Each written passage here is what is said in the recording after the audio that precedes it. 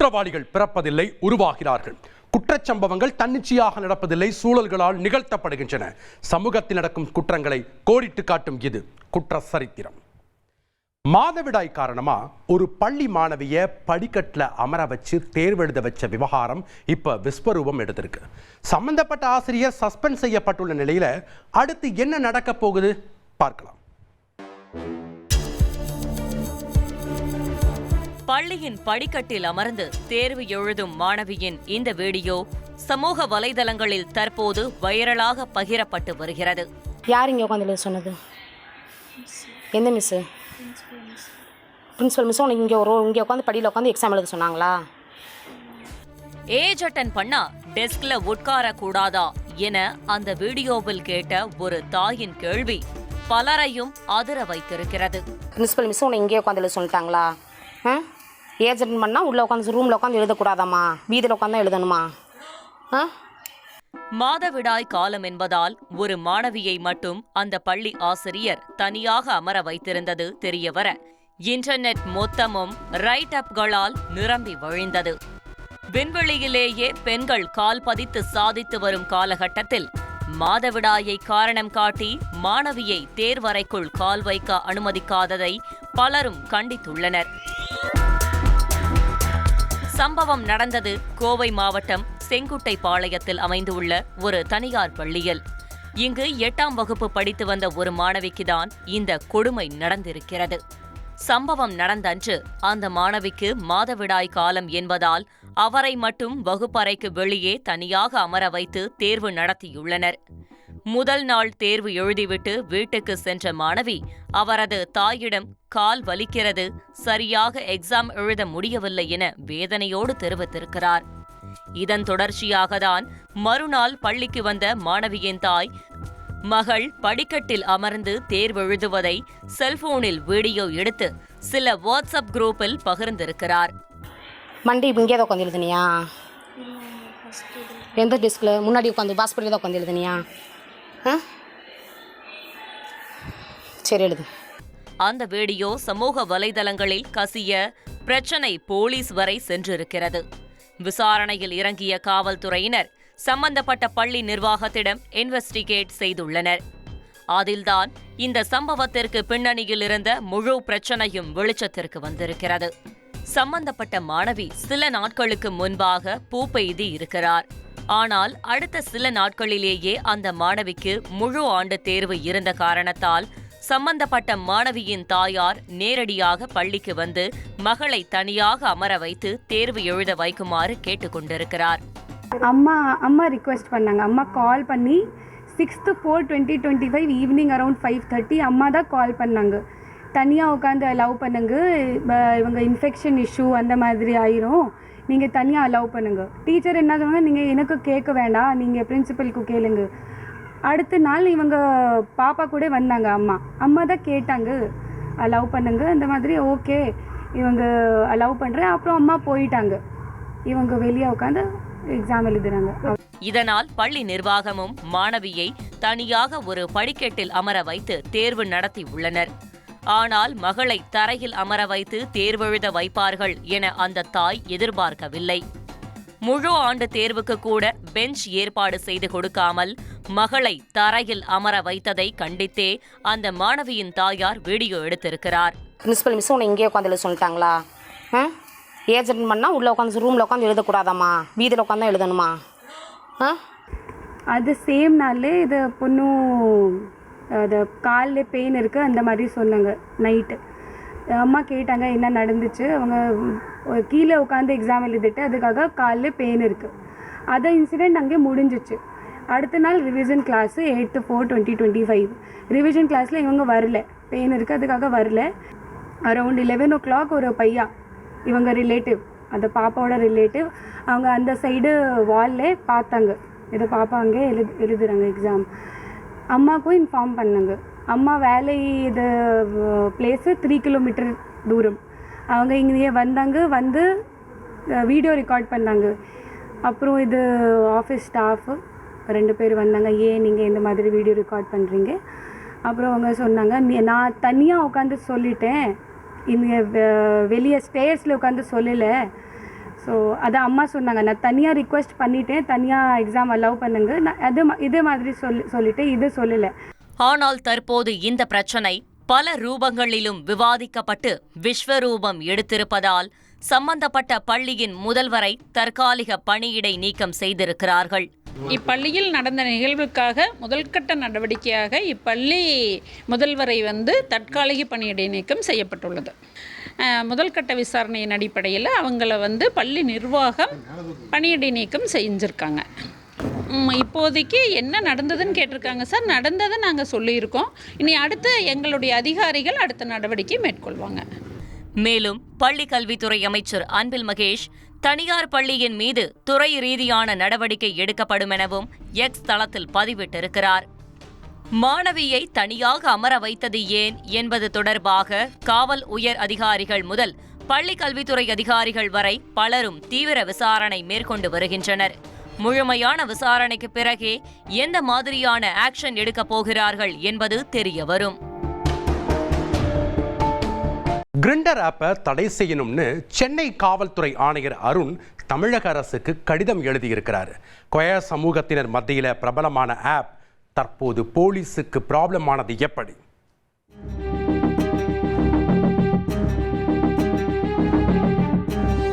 LGBTQ சமூகத்தினர் அவங்களோட உறவுகளை டாப் அப் பண்ணிக்கவும் உணர்வுகளை ரெஃப்ரெஷ் பண்ணிக்கவும் தான் கடந்த 2009 வருஷம் கிரிண்டர் என்கிற ஆப்பை அமெரிக்காவை சேர்ந்த டெக் தொழிலதிபர் ஜோல் சிம்காய் லான்ச் பண்ணாரு.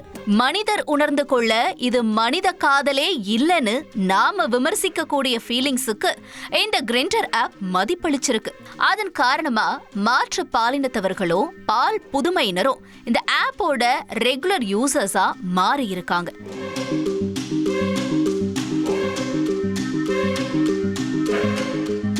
வெஸ்டர்ன் கண்ட்ரீஸ்ல கிரிண்டர் ஆப் உண்மையிலேயே பலரோட வாழ்க்கைய வசந்தமா மாற்றி இருக்குன்னு பலரும் பாசிட்டிவ் ரிவ்யூ கொடுக்கறத நம்மளால கண்கூடா பார்க்க முடியுது.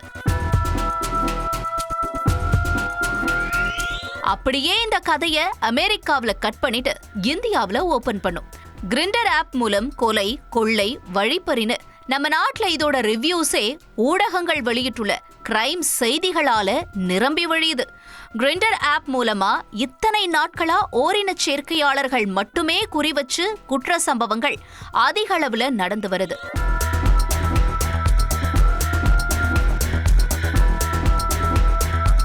ஆனா தற்போது சிந்தட்டிக் ட்ரக்ஸ் விற்பனையும் கிரிண்டர் ஆப் மூலமா அமோகமா நடப்பது தெரிய வர காவல்துறையினரே அதிர்ந்து போயிருக்காங்க.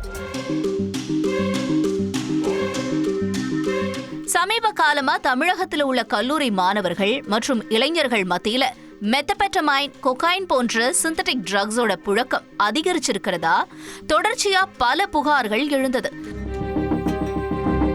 இதை தொடர்ந்து ஆன்டி நார்கோட்டிக் இன்டெலிஜென்ஸ் யூனிட் என்கிற ஸ்பெஷல் டீம் உருவாக்கின காவல்துறையினர் பல இடங்கள்ல அதிரடி ரெய்டு நடத்தி நூற்றுக்கணக்கான குற்றவாளிகளை கைது செஞ்சதோடு பல கோடி ரூபாய் மதிப்புள்ள சிந்தட்டிக் ட்ரக்ஸையும் பறிமுதல் பண்ணாங்க. பிடிப்பட்டவர்களிடம் மேற்கொள்ளப்பட்ட விசாரணையில 10ல் 5 பேரு கிரிண்டர் ஆப் மூலமா தான் போதைப் பொருள் விற்பனையாளர்களோட தொடர்பை ஏற்படுத்திக்கிட்டது தெரிய வந்திருக்கு. அது மட்டும் இல்லாம இந்த ஆப்பை யூஸ் பண்ற பால் புதுமையினருக்கும் கூட இது தொடர்ந்து அச்சுறுத்தலா இருக்கிறதால சென்னை மாநகர காவல் ஆணையர் அருண் தமிழக அரசுக்கு இந்த ஆப்பை தடை செய்ய கோரி கடிதம் எழுதியிருக்கிறதா தற்போது தகவல் வெளியாகியிருக்கு. நம்ம ஊர்ல நீங்க சிங்களா, எங்களோட மிங்களாக வரீங்களான்னு இப்படி புது கனெக்ஷன்ஸ் ஊக்குவிக்கக்கூடிய எத்தனையோ டேட்டிங் செயலிகள் இருக்கும்போது கிரிண்டர் ஆப் மட்டும் ஏன் பிரச்சனைக்குரியதா இருக்குன்னு தெரிஞ்சுக்க நடந்த சம்பவங்களை சட்டுன்னு டீகோட் பண்ணும். அப்பதான் கிரிண்டர் ஆப் யூசர்ஸ் இந்த ஆப்பை ரகசியமா யூஸ் பண்றது தெரிய வந்துச்சு. அதன் காரணமாகவே சமூக விரோதிகள் அவங்கள ஈஸியா விக்டிம் ஆக்குறதையும் நம்மளால புரிஞ்சுக்க முடிஞ்சது. மற்ற டேட்டிங் செயலிகள் மாதிரியே இந்த கிரிண்டர் ஆப்பையும் நார்மலைஸ் ஆன மனநிலையோட பொதுமக்கள் அணுகுற வரைக்கும் கிரிண்டர் ஆப் மட்டுமில்லாம இது போன்ற எத்தனையோ ஆப்கள் வந்தாலும் அது நிச்சயமா ஆபத்துல தான் முடியும். பள்ளி சிறுமிகளை காதல் வலையில வீழ்த்தி ஆபாச வீடியோ போட்டோக்களை காட்டி மிரட்டி உல்லாசம் அனுபவிச்சிருக்கு இங்க ஒரு 10 வயது கும்பல். போக்சோ காதலர்களே உஷார்.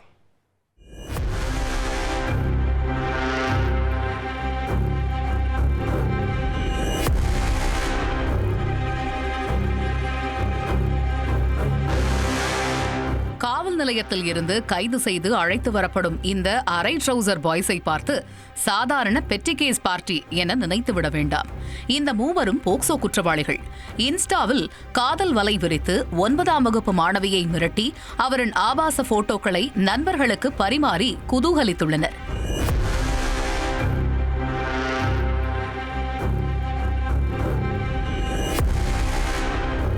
இந்த கூட்டத்தின் தலைவன் கலையரசன். திருப்பத்தூர் மாவட்டம் திருப்பத்தூர் தாலுகா அடுத்த பூங்குளம் பகுதியைச் சேர்ந்தவர். 18 வயது முடிந்த கையோடு கூண்டுக்குள் கம்பி எண்ணி வந்திருக்கிறார். படிப்பை பாதியிலேயே நிறுத்திவிட்டு கட்டிட வேலை செய்து வந்த கலையரசனுக்கு வங்கியை தவிர இன்ஸ்டா, ஃபேஸ்புக் என அனைத்து செயலிகளிலும் கணக்கு உள்ளது. அதன் மூலம் மாணவிகளுக்கு நூல் வெட்டு, பாலியல் அத்துமீறலில் ஈடுபடுவது இவரது வேலை.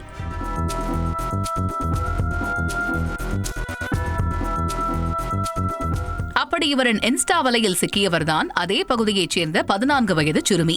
அருகே உள்ள தனியார் பள்ளியில் 9ஆம் வகுப்பு படித்து வருகிறார். ஆன்லைன் வகுப்பிற்காக பெற்றோர் வாங்கிக் கொடுத்த ஆண்ட்ராய்டு போனில் இன்ஸ்டாவில் அக்கவுண்டை திறந்து பொழுதுபோக்கியுள்ளார். அப்பொழுதுதான் கலையரசனிடம் இருந்து அந்த மாணவிக்கு ஃபாலோ ரிக்வெஸ்ட் வந்திருக்கிறது. தற்செயலாக அந்த ரிக்வெஸ்டை அக்செப்ட் செய்துள்ளார் சிறுமி. அவ்வளவுதான். கிரீன் சிக்னல் கிடைத்து விட்டதென போட்டோக்களுக்கு லைக், கமெண்ட் போட்டு சிறுமியிடம் நைஸாக பழகியிருக்கிறார் கலையரசன். அது அப்படியே டிஎம்எல் சாட்டிங் ஆக மாறி செல்போன் எண்ணை பரிமாறிக்கொள்ளும் அளவிற்கு பரிணமித்திருக்கிறது. சாட்டிங், வாய்ஸ் கால் என நெருங்கி பழகிய இருவரும் ஒரு கட்டத்தில் காதலித்ததாக கூறப்படுகிறது. உன்னை பார்த்தால்தான் பொழுதே விடியும் என கலையரசன் கூறிய காதல் மொழிகளால் அடிக்கடி போட்டோ அனுப்பியிருக்கிறார் அந்த மாணவி.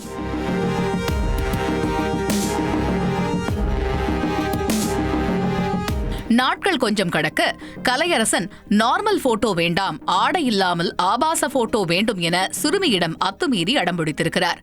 ஆனால் அதற்கு சிறுமி மறுத்துள்ளார். இதனால் ஆத்திரமடைந்த கலையரசன் சிறுமியின் புகைப்படங்களை ஆபாசமாக சித்தரித்து சிறுமிக்கே அனுப்பி மிரட்டியிருக்கிறார். ஆடைகள் இல்லாமல் போட்டோ அனுப்பாவிட்டால் இந்த புகைப்படங்களை இணையத்திலும் பெற்றோருக்கும் அனுப்புவதாக கூறி பகீர் கிளப்பியிருக்கிறார். காதலனின் இந்த செயலால் மனமுடைந்த சிறுமி வேறு வழியின்றி தன்னை தானே ஆபாசமாக போட்டோ எடுத்து கலையரசனுக்கு அனுப்பியுள்ளார். இத்தோடு எல்லாம் முடிந்தது என்று பெருமூச்சு விட்ட வேளையில்தான் கலையரசன் தனது காவாலித்தனத்தை காட்டியிருக்கிறார். சிறுமியின் ஆபாச புகைப்படத்தை தனது நண்பர்களுக்கு பரிமாறி குதூகலித்துள்ளார். அது அப்படியே ஒவ்வொரு கையாக மாறி மாறி சிறுமியின் தோழியின் செல்போனுக்கு சென்றிருக்கிறது. இதனை கண்டு அதிர்ந்த அந்த தோழி உடனே இது குறித்து சிறுமியிடம் கேட்டிருக்கிறார். இப்படியே விட்டால் பெரும் பிரச்சனையாகும் என்று நினைத்தவர்கள் பெற்றோரிடம் நடந்ததை கூறியிருக்கிறார்கள். அடுத்த கணமே சிறுமியின் பெற்றோர் ஆலங்காயம் போலீசாரிடம் புகார் அளித்துள்ளனர். புகாரின் பேரில் வழக்கு பதிவு செய்த போலீசார் காதல் வலை விரித்து பள்ளி சிறுமியை மிரட்டி ஆபாச போட்டோ வாங்கி நண்பர்களுக்கு பரிமாறிய கலையரசனை கைது செய்திருக்கிறார்கள்.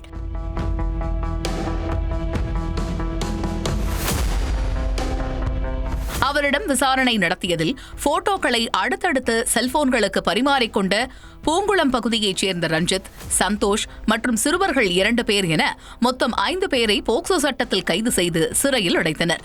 இதேபோல நீலகிரி மாவட்டம் குன்னூரிலும் 11ஆம் வகுப்பு பள்ளி மாணவியுடன் இன்ஸ்டாகிராமில் பழகி காதலித்து உல்லாசமாக இருந்துள்ளார் ஒரு 16 வயது சிறுவன். உல்லாசமாக இருந்ததை வீடியோ எடுத்து வைத்து மாணவியை மிரட்டி கழுத்தில் இருந்த தங்கச் செயினையும் வீட்டில் இருந்த வெள்ளிப் பொருட்களையும் கொள்ளையடித்த சம்பவம் பெரும் பரபரப்பை ஏற்படுத்தியது. இப்படி பல 10 வயது மாணவிகள் இன்ஸ்டாகிராமில் சுற்றும் காதல் ரோமியோக்களிடம் சிக்கி பணம், நகை, கற்பு, ஏன் சில நேரங்களில் உயிரையே இழக்கும் சம்பவங்களும் அரங்கேறுகின்றன. மீண்டும் நாளை பிற்பகல் 2:30 மணிக்கு நம்மை சுற்றி நிகழும் குற்றச்சம்பவங்களின் முழு பின்னணியோடு உங்களை சந்திக்கும் வரை விடைபெறுவது ஜெபஸ்டன்.